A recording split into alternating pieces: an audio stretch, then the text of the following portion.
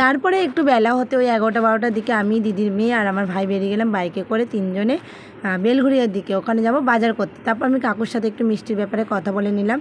কাকু বললো হবে না, রাত্রির হবে, সেই কারণে অন্য দোকানে গেলাম। তারপর আমরা বেলঘড়ি স্টেশনের পাশ থেকে চলে গেলাম নন্দনগর বাজারে, ওখানে বাজার করব।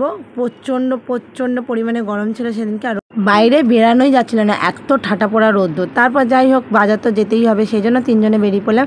এখন যাচ্ছি, দেখো বেলঘড়িয়া স্টেশন আমাদের এটা আমরা বেলঘড়িয়া স্টেশনের ব্রিজের উপর দিয়ে যাচ্ছি নন্দনগরে বাজারে। এই যে আমরা এখন বাজারে পৌঁছে গেলাম। দেখো মানুষকে তো ব্যবসা করে খেতেই হবে, আর ব্যবসা করতে গেলে তো মানুষকে বাইরে বেরিয়ে কিনতেই হবে। যেমন বিক্রেতা দরকার তেমন তো ক্রেতাও দরকার প্রয়োজন না। দেখো প্রচণ্ড রবিবারে বাজার বলে কথা, রোদ্দুরের মধ্যে সবাই ব্যস্ত এখন বাজার করতে। তারপর আমরা গাড়ি দাঁড় করি, এখন এখান থেকে আমরা সব ভেজিটেবলস কিনে নিলাম। এখানে আমি গাজর বাচ্ছি, তারপরে কিনে নিলাম পেঁয়াজ, সব কিছু কিনে নিয়েছি। তারপর আর ভিডিও করা হয়নি, একেবারে চলে এলাম সোজা বাড়িতে এসে দোকানে চলে গেছিলাম, মুদিখানা দোকান থেকে জিনিসপত্র কিনে নিয়ে এলাম। তারপর দোকান বাজার করে আসার পরে দেখি দিদি ছেলেরা সবাই মিলে পুকুরে ঝাপাঝাপি করছে। গরম পড়েছে, কি আর করবে।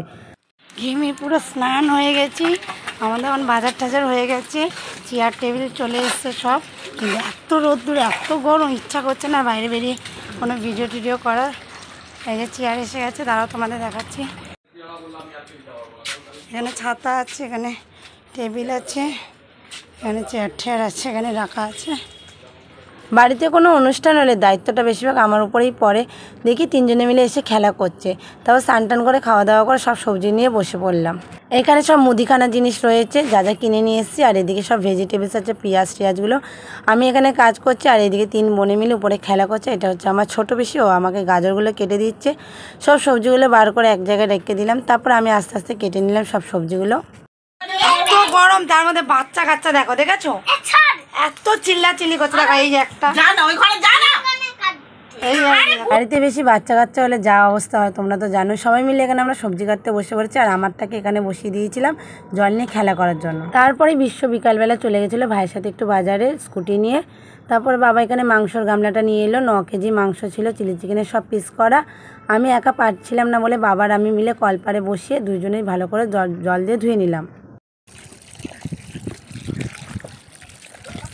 তারপর আমার একটা ভাই ছিল, ও বেলুন দিয়ে পুরো গেটটাকে সাজিয়ে দিয়েছে। আর এদিকে দেখো আমার মেয়ে দুষ্টুমি করছে।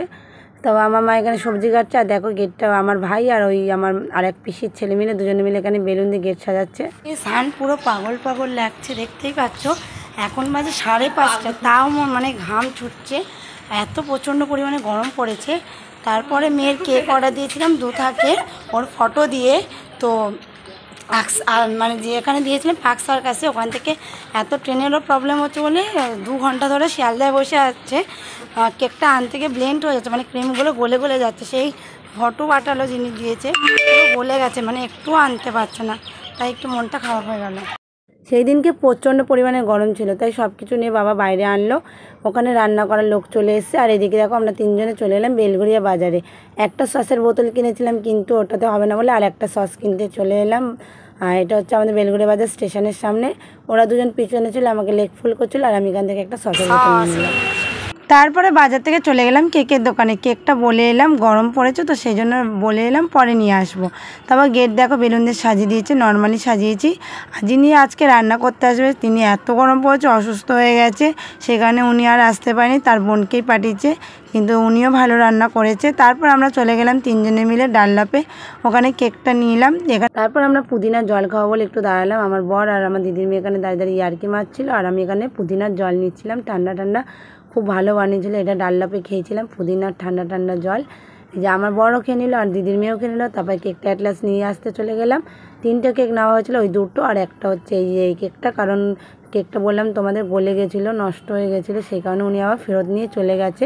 উনি আমাকে ফটো তুলেও পাঠিয়েছিল। আমার তো ভীষণ মনটা খারাপ হয়ে গেছিলো, কারণ মেয়ের ছবি দিয়ে যেহেতু বানিয়েছিলাম। এই দেখো 3খানা কেক নেওয়া হয়ে গেলো। এবার যাই আমরা বাড়ির দিকে, কারণ এখন অনেক কাজ আছে, সব দিকে খেয়াল রাখতে মাথা পাগল হয়ে যাচ্ছে। তারপরে দর্শকর্মা এখান থেকে আমরা কিছু বেলুন আর কিছু সাজানো জিনিস কিনে নিয়েছি। এখানে আমার দাদা দেখো কি সুন্দর স্যালাড কেটেছে। এই যে আমার দাদা মাসি ছেলে, ও খুব সুন্দর স্যালাড কাটে। হয়ে গেছে এটা আমের চাটনি। এখানে দেখো চিলি চিকেন রেডি হয়ে গেছে। সেই দিনকে প্রচণ্ড গরম পড়েছিল, তাই সবাই চেয়ার নিয়ে বাইরেই বসেছিল। আর মহারানীকে দেখো নতুন জামা তো পরেইনি, বাড়ির জামা পরেই আনন্দে একদম ঘুরে বেড়াচ্ছে। একটা দাদাভাই ওকে পুতুল দিয়েছে, তো গিফট পেয়ে এত খুশি হয়েছে, সেই জন্য পুতুলটা নিয়ে এই মাথা থেকে সেই মাথা করে বেড়াচ্ছে, কাউকে দিচ্ছে না, আনন্দে লাফালাফি করছে। দেখো কতটা খুশি হয়েছে। তারপর এটা হচ্ছে আমার ভাইয়ের বন্ধু, পুরো আমার ভাইয়ের নিজের ভাইয়ের মতনই। ওরা ওকে খুব ভালোবাসে, কাকিও আমাকে খুব ভালোবাসে। তা মেয়ের জন্মদিন উপলক্ষে ওরা দিয়েছিল মেয়েকে একটা পায়ের তোড়া। পায়ের তোড়াটা ভীষণ ভীষণ সুন্দর, খুব সুন্দর হয়েছে। দেখো ওকে পরিয়ে দিচ্ছিল ওর পায়ে ঠিকঠাক হচ্ছে কিনা, সেই কারণে দেখার জন্য। পায়ের তোড়াটাও ভীষণ সুন্দর। তারপরে অ্যাট লাস্ট হয়েছে পুরো একদম পায়ে ওর ঠিকঠাক, তাই ও পরবে না বলে বায়না করছিল। তুমি দেখেছো পুরো ঘেমে চোখ মুখ কালো হয়ে গেছে, এই দেখো। হ্যাঁ, গরমে আর মেয়েকে নতুন জামা পরেনি, দেখো দেখেছো তো।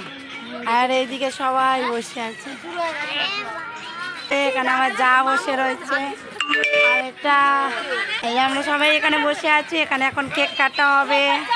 তারপরে গরমের জন্য বাইরে কেক কাটা হলো টেবিলের উপরে। দেখো এখানে সব বাচ্চারা বসে রয়েছে। আর এখানে দেখো একটা দাদাভাই ওকে একটা ড্রেস দিয়েছিল, সেই ব্যাগটা নিয়ে দৌড়ে দৌড়ে বেড়াচ্ছিল গরমের মধ্যে। তাও একটা পাতলা নতুন একটা গেঞ্জি পরেছে। এখানে দিদিভাইরা সব গিফট দিয়েছিল।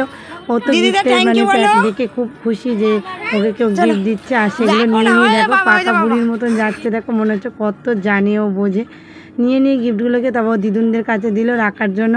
আর এই যে ডগি ব্যাগটা নিয়ে ঘুরছে, এটা ওর বড় মেশো কিনে এনে দিচ্ছে। তার মধ্যে অনেক চকলেট ছিল। এই ডগি ব্যাগটা নিয়ে সারাদিন ঘুরছিল, মানে ছাড়ছিলই না। তারপরে আমরা তিনজনে মিলে, আমি আর আমার দিদির মেয়ে মিলে কেকগুলোকে নিয়ে গেলাম ফ্রিজ থেকে বার করে। তারপর এখানে সাজিয়ে দিলাম, সব বাচ্চারাও চলে এসেছিলো। আমরা মেয়ের কেক আনার জন্য যে বাজেটটা রেখেছিলাম, কিন্তু কেকটা তো মানে অ্যাট লাস্ট এসে পৌঁছায়নি, খারাপ হয়ে গেছে। সেই কারণে আমরা 3খানা কেক নিয়ে এসেছিলাম। ও 2 বছরের বার্থডে। তারপর সবাই মিলে বাচ্চারা দেখো সবাই মিলে আনন্দ করে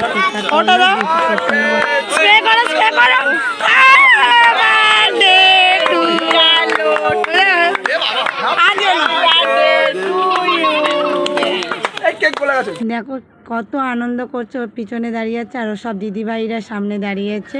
তারপর এখানে খেতে বসে পড়েছে সবাই, কারণ রাত্রি রয়ে গেছিলো। গরমকালে রাত্রি হলেও কোনো ব্যাপার না। তারপর দাদাভাইরাও খেতে বসে পড়েছিলো বাড়ি ফিরবে বলে। এখানে ফ্রাইড রাইস ছিল, চিলি চিকেন ছিল, মিষ্টি, চাটনি, পাঁপড় ছিল। তারপরে সবাই খেতে, এগুলো ভাইয়ের সব বন্ধুরা রাত্রি তখন 11টা বাজে ওরা খেতে বসেছিলো। ওরা অনেক হেল্প করেছে, খাবার দাবার দিয়ে দিয়েছিলো। যেহেতু আমার ভাইয়ের বন্ধুরা ওরা ক্যাটারিং সবাই করে, সেই কারণে অসুবিধা হয়নি। তারপর আমার যে বন্ধুরা এসেছিলো গৌতম, অনিশ, অপর্ণা, ওরা বললো দে আমরাও দিই। ওরাও তাই দিয়ে দিল একটা ব্যাজের, ওরাও খাবার দিল। আমার খুব ভালো লাগলো, নিজের লোক হিসাবে ভেবে করলো। তারপর রাত্রির 12টা সাড়ে 12টা বেজে গেছিলো। আমরা ফ্যামিলি সবাই মিলে এখানে বসে খাচ্ছিলাম। তো মেয়ের জন্মদিনটা ভাবতে হয়নি এতটা মানে আনন্দ হবে। তো আজকে মিনি ব্লগটা এখানেই শেষ করলাম। মেয়ের বার্থডে আজকে 3খানা পার্টি তোমাদেরকে দিয়ে দিলাম।